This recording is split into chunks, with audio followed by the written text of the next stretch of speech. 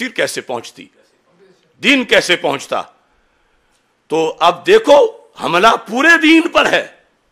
اس سے یہودی فائدہ لے گا, اس سے نصرانی لے گا, مستشرق لیں گے, قادیانی لیں گے کہ یہ جن حدیثوں سے تم ختم نبوت ثابت کرتے ہو اور یہ جن حدیثوں سے تم قرآن کی تفسیریں ثابت کر رہے ہو وہ تو ساری ہیں ہی گھڑی ہوئی, چونکہ جو ان کا مصنف ہے وہ تو تبرعی تھا معاذ اللہ, اس نے تو یہ جھوٹ لکھا ہے, یہ افسانے لکھے ہیں, افتراء کیا ہے, اتہام کیا ہے اس نے معاذ اللہ صحابہ و اہل بیت پہ, تو پھر پیچھے بچے گا کیا؟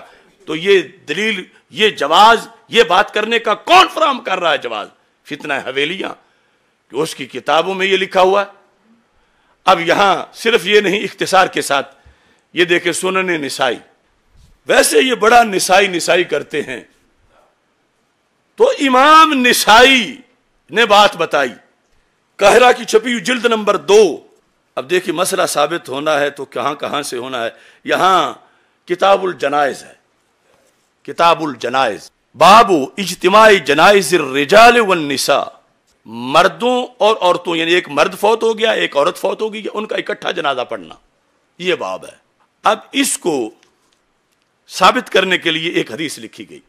حضرت نافع, حضرت ابن عمر رضی اللہ تعالیٰ عنہ سے روایت کرتے ہیں کہ انہوں نے ایک مقام پر 9 جنازے اکٹھے پڑھائے, یعنی 9 جو جسد خاکی تھے سامنے رکھ کے, اور ساتھ ایک کی وضاحت کی. وَوُضِعَتْ جَنَازَةُ أُمِّ كُلْثُومٍ بِنْتِ عَلِي امرأة عمر بن الخطاب رضی اللہ تعالی عنہ, کہ جنازوں میں ایک جنازہ ثابت کرنا ہے نا, مردوں کی بھی تھے اور عورتوں کی بھی تھے.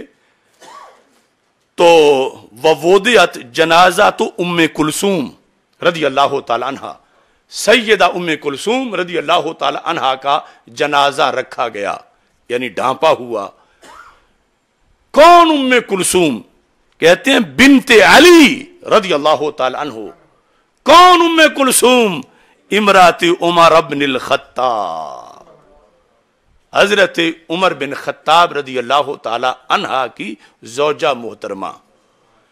جس طرح ولدیت بھی ذکر کی جاتی ہے, شوہر کا نام بھی ذکر کیا جاتا ہے, تو دونوں ذکر کیے. 1977 نمبر حدیث ہے جس میں اس چیز کا ذکر کیا گیا, اور جنازے پہ جا کے تو مور لگ جاتی ہے نا کہ جنازے کے وقت جس کی اہلیہ کہا جا رہا ہو, جنازے کے وقت.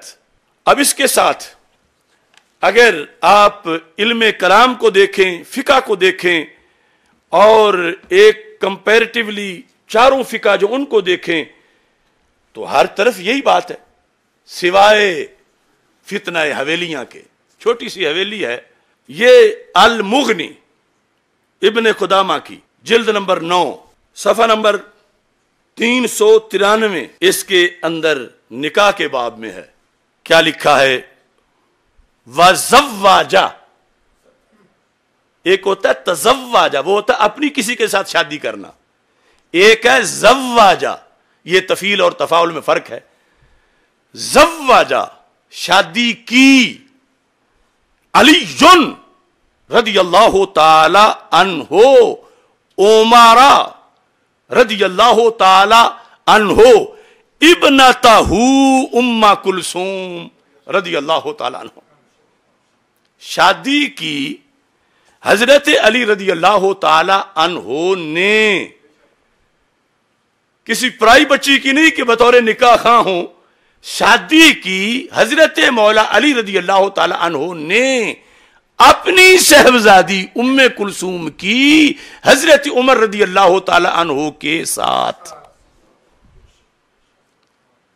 یہ 8ویں جلد جو مغنی کی ہے اس کے اندر بھی نکاح کے معاملات اور دیگر مسائل کے اندر اس کا تذکرہ موجود ہے.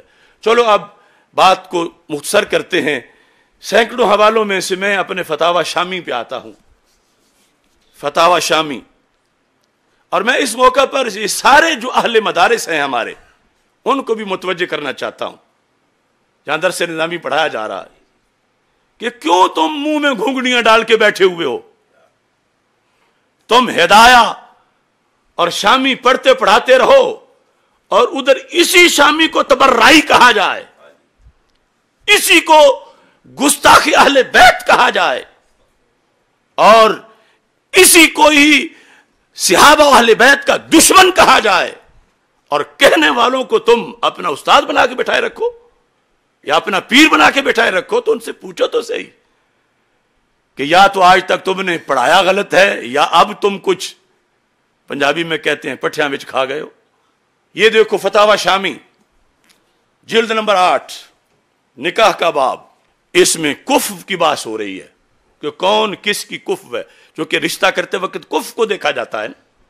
तो यहां है फकुरैशुन बादुहुम अकफाउ बादिन, कि कुरैश बाज बाज की कुफ हैं।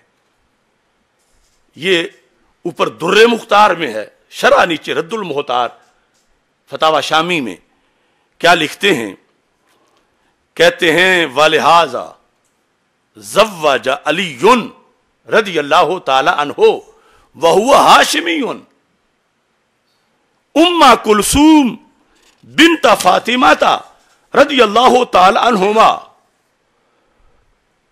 वालिहाजा ज़व्वजा अलीयुन व हुवा हाशिमीयुन उम्मा कुलसूम बिन्त फातिमाता ले उमारा व हुवा आदवीयुन।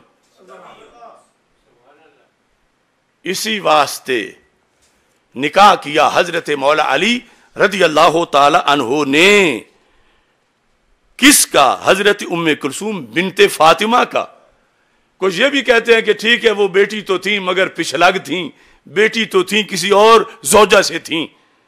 ये जो बुखारी में वही है कि सैयदा फातिमा रदी अल्लाह ताला अन्हा से जिनकी विलादत हुई मौला अली की, वो बेटी उम्मे कुलसूम, उन्होंने निकाह किया खुद मौला अली रदी अल्लाह तआला अन्हु ने। खुद मौला अली रदी अल्लाह तआला अन्हु ने किसके साथ?